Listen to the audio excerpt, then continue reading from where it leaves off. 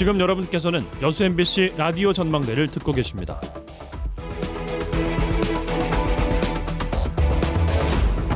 (2018년은) 전라도 정도 1000년이 되는 해입니다. 자, 임진왜란부터 여순 사건, 전라도 1000년의 역사를 작품으로 담아내고 있는 작가가 있는데요. 순천 출신의 장현필 작가입니다. 여순 사건 70주년을 맞아서 장현필 작가의 작품들이 재조명되고 있는데 오늘 장현필 작가와 직접 얘기 좀 나눠보겠습니다. 작가님 안녕하십니까? 예, 안녕하세요. 장현필입니다. 예, 여순 사건이 일어난 지 올해로 70년이 됐습니다. 이미 여순 사건을 다룬 영화를 제작하셨다고요? 예, 그게 좀 상당히 벌써 오래됐는 2001년에 만든 작품이고요. 예. 그때 당시에 하도 여순 사건이라고 하는 것이 땅 아래 숨어져 있는 사건이었는데 그런 것들을 그 대중적 문화예술을 하고 있는 저로서 어떤 식으로인가는 좀 수면 위에 올려서 문제 제기를 하는 게 좋겠다라는 측면에서 그때 당시에 좀 어려운 상황에서 애기섬이라고 하는 영화를 만들었던 것 같습니다. 아, 애기섬이란 제목이군요. 예. 예, 그 영화가 상영이 안 된 걸로 알고 있습니다. 어떤 예. 이유에서 그랬습니까? 그때 당시 이게 이제 1948년도 이야기이기 때문에 예. 그때 당시에 필요한 뭐 군에 관련된 이게 국방부에 어쨌든 관련된 영화잖아요. 그러니까 이제 군에 관련된 장비나 장소 이런 것들이 좀 필요로 해서 예. 국방부에 굉장히 많은 접촉을 했었어요. 예.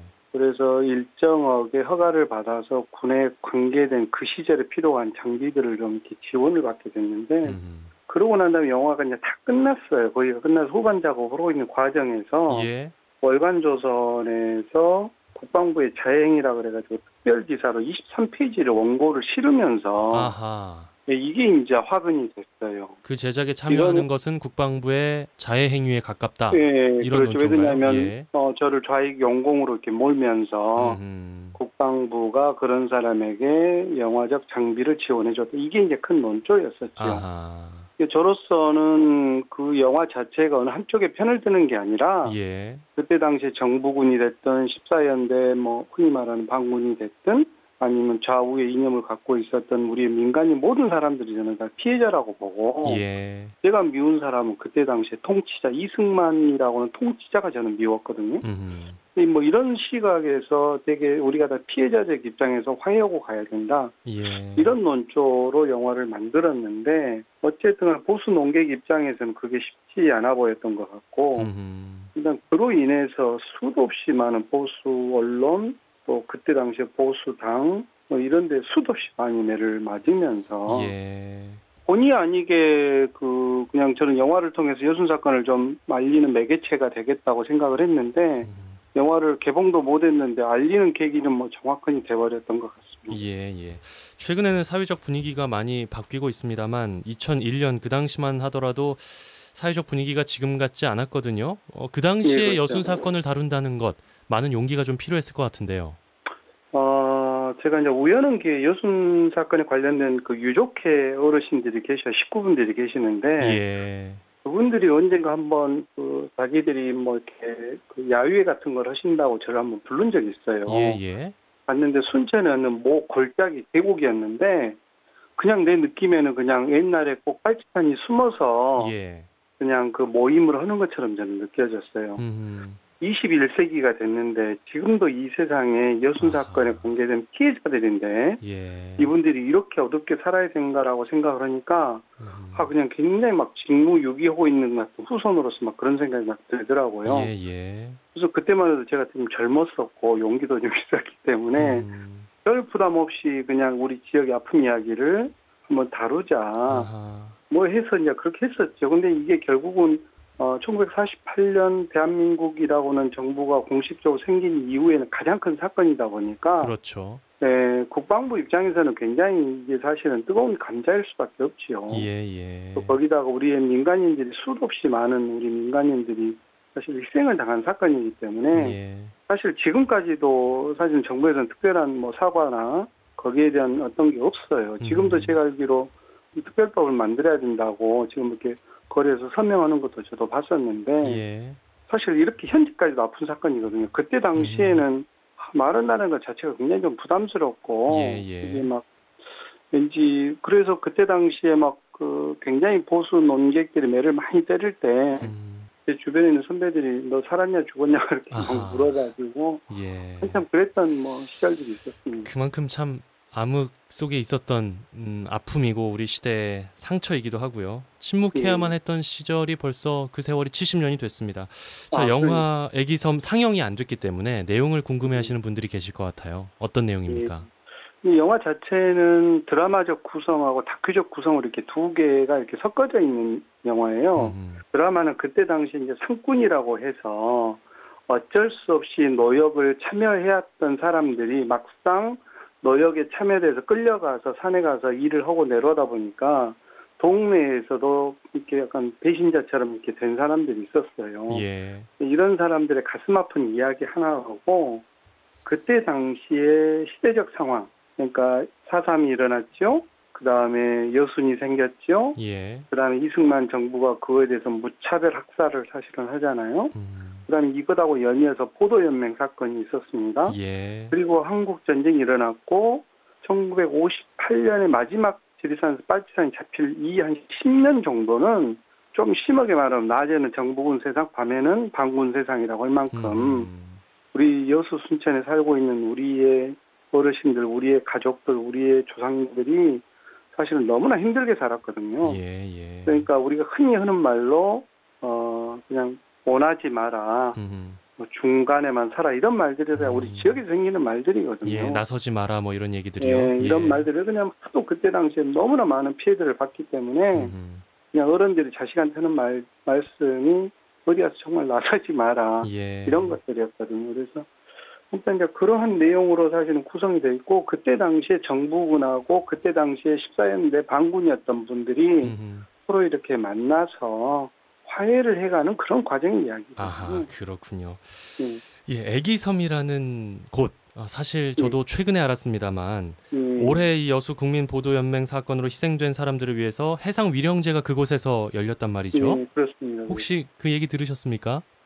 이제 그때 당시에 그걸 계기로 해서 제목을 애기섬이라고 했어요. 아, 그러셨군요. 보도연맹의 사건 당시에 1949년도, 50년도 한국전쟁이 나고 막 이 무렵의 이야기들인데, 애기섬 저기 행정구역은 남해군이거든요. 예. 여수하고 남해 사이에 있는 가면 큰 섬이 하나 있고 그 옆에 이렇게 조그만 섬이 하나 있어요. 예. 그 작은 섬을 애기섬이라고 하는데 그 공간까지 가서 보도연맹이었던 단원들을 배에 싣고 와서 뱃머리에서 총을 쏴서 그 우리의 그 어쨌든 이웃들이 그렇게 죽었던 공간이 애기섬이에요.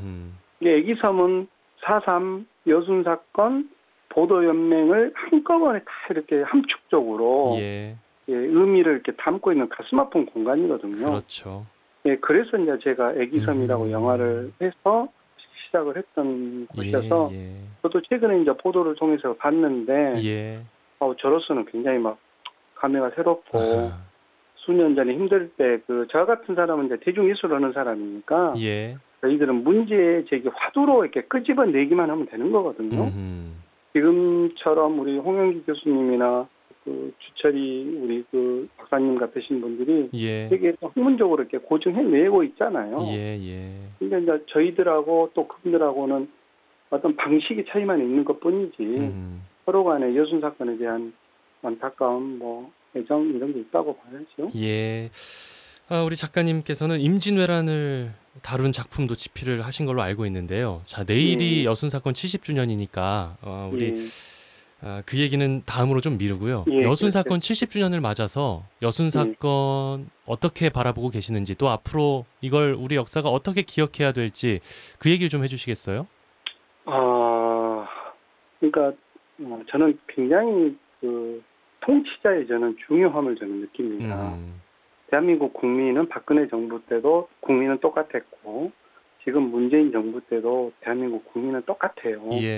그런데 통치자가 어떤 사람이냐에 따라서 저는 세상은 엄청나게 차이가 있다고 저는 보거든요. 예를 들어서 이승만 대통령이 다 잘했다고 치더라도 그분이 했을 때 수없이 많은 우리 백성이 죽었어요. 그분에 의해서. 근데 그 이후에 어쨌든 DJ 정부 들어와서 대한민국은 교수형이라는 건 없습니다. 적어도 통치자가 있을 때 자기 손으로 자기 백성을 죽여서는 안 된다고 저는 생각하는 사람이거든요. 그러니까 지금 외교성을 품은 그 달빛 청춘의 외교성에 대한 그 이야기는 선조에게 제가 하고 싶은 이야기를 했던 통치자에게 하고 싶은 말이었고요. 아하. 네, 지금에 있는 제가 은행나무 숲이라고 하는 이 전라도 천년에 관련 역사 소설을 쓴 것은 예. 고려 8대 현종에게 저는 하고 싶은 말이었어요. 중요한 것은 뭐냐면 통치자가 어떤 철학을 가지고 어떤 제도적으로 하느냐가 너무나 저는 중요하다고 저는 생각을 하거든요. 예. 적어도 대통령 중심제 국가에서는 그게 되더라고요. 그래서 저는 여순 사건에 관련된 부분에서 국가가 좀 솔직 담백하게 예. 있는 사실을 그대로 저는 인지하고 거기서 사과할 것 있으면 사과하고 보상할 것 있으면 보상하고 왜 그래야 다음 세대가 역사를 저는 바로 이해하고 올바르게 저는 간다고 생각하는 사람이거든요. 예, 예. 그런 측면에서 여순 사건이 좀 올바르게 진행됐으면 좋겠다는 게 바람입니다. 예. 은행나무숲 최근에 출간하신 작품 얘기해 주셨는데요. 줄거리를 간단하게 좀 요약을 해 주시겠어요? 그러니까 그 1000년 전에 정확한 이게 2018년 10월 18일 정도 1000년 되는 날이거든요. 예, 오늘이죠. 예, 그렇죠. 예. 1000년 전에 고려 현종이라고 하는 사람이 있었었는데 이분이 거란이 이렇게 침입을 해오니까 도망을 와요. 근데 어디까지 도망을 오냐면 나주까지 도망을 옵니다. 예. 한반도 역사 이래 8번의 왕이 이렇게 도망을 가는데 나주까지 온 예는 없거든요. 근데 나주까지 오는 과정에서 굉장히 많은 백성을 버린 군주잖아요. 예. 끝없이 많은 죽음의 고비를 넘깁니다. 그런데 결국은 전라도, 전주, 또 담양, 이 나주 사람들, 백성들에 의해서 큰 깨우침을 느껴요. 아하. 그리고 이분들이 이 현종이 올라가서는 굉장한 성군이 됩니다. 그 나약하고 무능했던 왕이 성군이 되는 계기를 저는 그렇게 보는 거예요. 이건 작가의 상상력이기도 하거든요. 예. 그래서 저는 그 이후에 고려의 기반, 행정적 기반, 제도적 기반, 모든 기반을 땄던 사람이 현종이기 때문에 결국 전라도 백성의 우수함을 느꼈던 거 아닌가요? 그래서 그런 이야기를 한번 다루고 싶어서 이번 은행나무 숲이라는 소설을 썼습니다. 그렇군요. 그 작품을 통해서 전라도 정도 천년의 어떤 의미랄까요? 가치 같은 거를 좀 느낄 수 있을 것 같은데요. 자, 지금 라디오를 듣고 계시는 지역의 우리 청취자들에게 남기고 싶은 말씀이 있다면요. 항상 여수순정 광양에서 늘 살았기 때문에 애정 많고 예. 늘 그러지요. 그런데 저는 어쩌다가 지역의 역사에 대해 관심이 많이 가졌었고 또 지금까지 계속 20년 넘게 그 작업만 해왔었거든요. 예. 향후에도 계속 해야 될 작품들이 좀 있다고 생각해서 하고 싶은데 제일 중요한 것은 결국은 한 개인의 힘으로는 너무 어렵고 안 되거든요. 예. 결국은 주변에 있는 분하고 특히 행정을 다루고 계시는 분들, 특히 문화적 행정을 다루고 계시는 분들이 이 지역에서 나온 이런 문화적 컨텐츠 하나 나오기 쉽지가 않거든요. 예. 이 하나적 컨텐츠가 생겼을 때 이것을 최대한 지역의 스토리적 사업으로 스토리 빌딩화 시켜서 지역을 많이 알리는 그런 계기가 됐으면 좋겠다는 바람입니다. 예. 끝으로 다음 작품 얘기를 좀 듣고 싶습니다. 다음 작품 구상하고 계실 텐데요. 어떤 작품인가요? 다음 작품 또한 이제 저희 같은 게 보수적 시각은 건국을 70년 보잖아요. 그렇죠. 저희 같은 시각은 임시정부 보니까 건국을 100년을 봅니다. 예, 지금도 논란이 되고 있죠. 정치권에서는. 그렇죠. 그건 견해적 차이일 수도 있는데 적어도 우리가 세상을 살면서 내 조상들의 준비 단계부터 저는 항상 기다고 저는 보는 사람이어서 저는 100년 전 이야기를 지금 쓰고 있거든요. 아하.